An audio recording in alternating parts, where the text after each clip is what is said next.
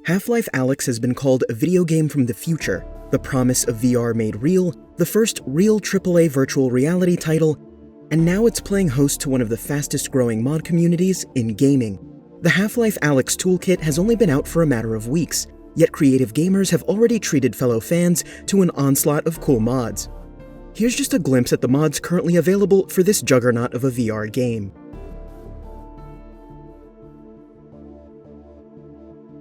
Whereas many mods focus on combat or survival, Northern Star Bowling stands apart for appealing to the more laid-back gamer.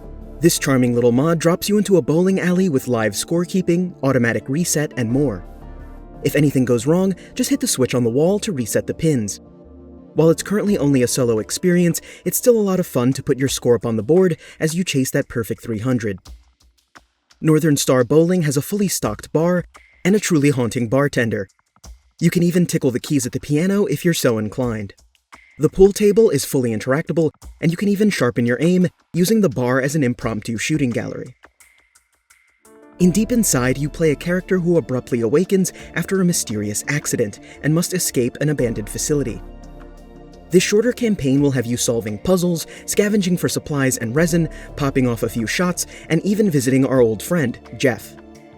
True to its name, you'll have to venture deep inside if you're to have any hope of discovering a way out. Despite taking about only 20 minutes to play, this mod is incredibly well executed, and I experienced no bugs during my playtime. Ammunition is sparse, environmental hazards are aplenty, and you'll never forget this encounter with Jeff. Trying to juggle puzzles, hazards, keeping your mouth covered, and managing Jeff's position surpasses even some of the challenges vanilla Half-Life Alyx throws your way. My fondest and earliest gaming memories include playing GoldenEye 007 for the Nintendo 64. Half-Life Alyx's GoldenEye 64 facility map seeks to bring you just a bit of that nostalgia, but rather than try to recreate the dated look of the N64 game, mod creator Eagle One has lovingly rebuilt the classic map, complete with secret air ducts to traverse, new enemies to take on, and puzzles and mini-games to solve. Just the soundtrack alone will flood your brain with 90s nostalgia.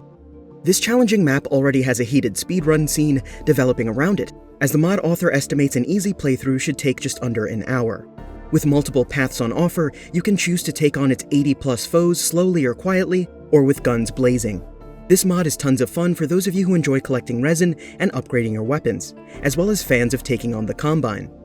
The challenge really continues to mount as you reach the end of the mod, and this faithful recreation of a Nintendo 64 classic is explosive fun.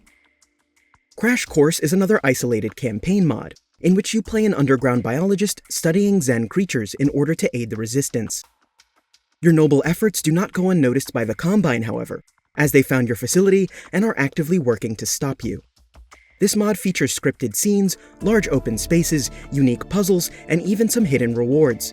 Be sure to track down the bevy of resin chunks to enhance your weapons. I found the set pieces and use of hazards like explosives to be really fun and rewarding for those of you looking to preserve ammo.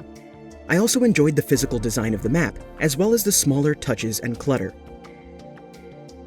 Half-Life Alyx has always felt closer to straight-up horror than the action-adventure it's billed as, but this almost felt like playing an early Resident Evil. Crash Course predates the official modding toolkit, so some users have reported issues, but I think this first foray by modder Sadly It's Bradley is worth a look. In Overcharge, the Combine is attempting to build a substation on a residential block, and as one of the last remaining rebels, you're dispatched to the construction site to stop them from finishing whatever they're trying to do. This award-winning mod doesn't come without issues though, as some users have reported performance dips in exterior spaces. That said, I actually enjoyed the variety of spaces, as most mods are confined to tight indoor areas. As for combat, it's plentiful and difficult. What is sparse, however, is ammo. I found myself running out once or twice and had to go back and try again with deadlier aim the next time around. It's not a long affair, but it is well designed and a blast to play.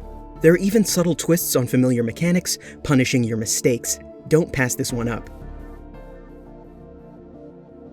Ending on a somewhat peculiar note, Sustenance is a mod that will have you raiding every pantry in the game, perhaps pushing aside actual medicine in favor of, well, real food. This mod lets you consume in-game food items to recover health both in and out of combat.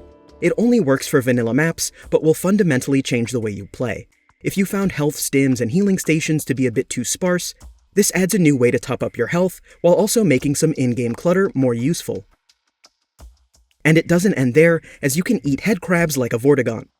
I found that this changed the way I interacted with headcrabs, going from a cautious approach to a full-on hunt. This is definitely a unique mod, and one that I think adds a pleasant twist for second playthroughs. And those are just some of the incredible early mods to hit the Steam Workshop. For both newcomers to this landmark adventure, and those of you who've set it aside after beating the campaign, these mods provide a compelling new reason to don those gravity gloves and lose yourself in the world of Half-Life Alyx.